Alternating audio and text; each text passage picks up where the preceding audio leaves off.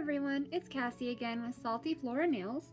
Today I thought I would do a little guide for measuring your nail beds and also sizing nail tips, because I've had a few people who have it's been hard to size, and I feel like a video just kind of explaining this might be helpful.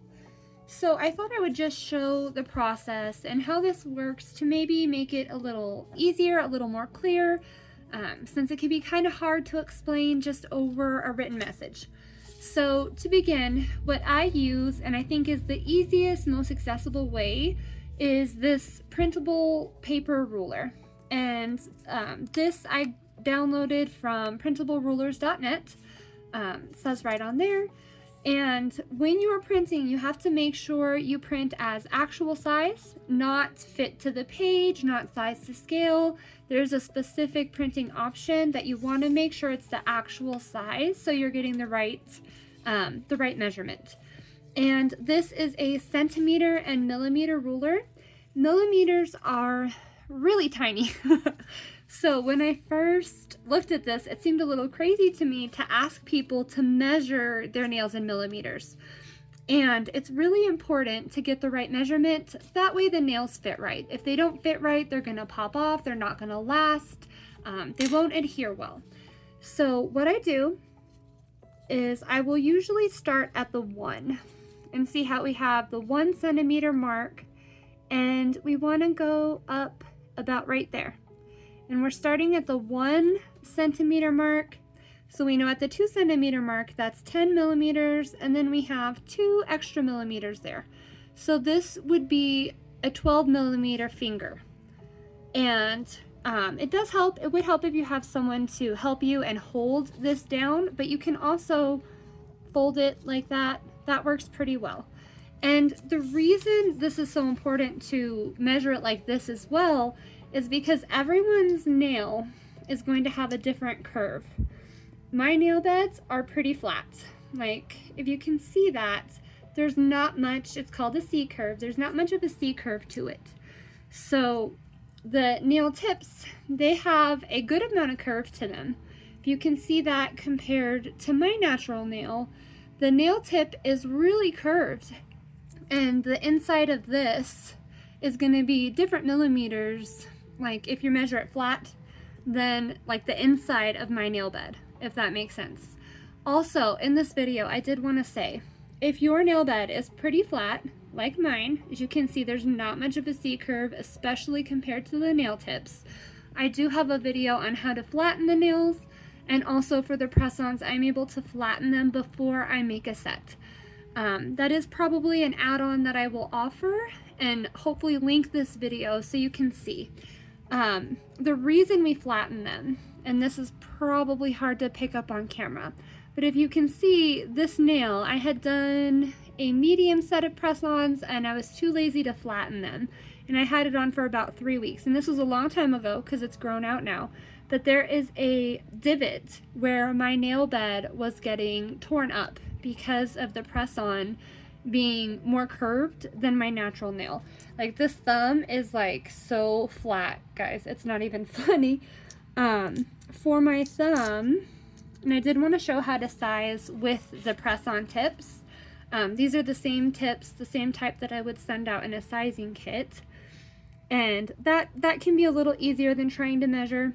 But when you're sizing with the tip, you want to start on the side, press it down, and go to the other side wall, and see how that is flush against the nail. There's not like a big gap, and that fits perfect.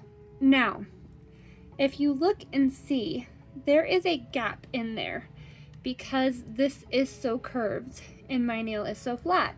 So flattening it really helps them to adhere properly, to last longer, and most importantly, I think, is to not damage your nail bed that way.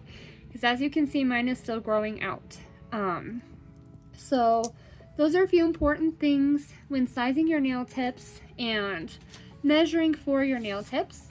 When you're putting on your nail tips, this is one thing I wanted to sort of show as well. because you can see my cuticle area. This is the cuticle and the side walls down in here. And there's a lot grown out and a lot of skin buildup there. And if you were trying to push this down or glue it on, you can kind of see underneath the clear nail tip all that buildup under there.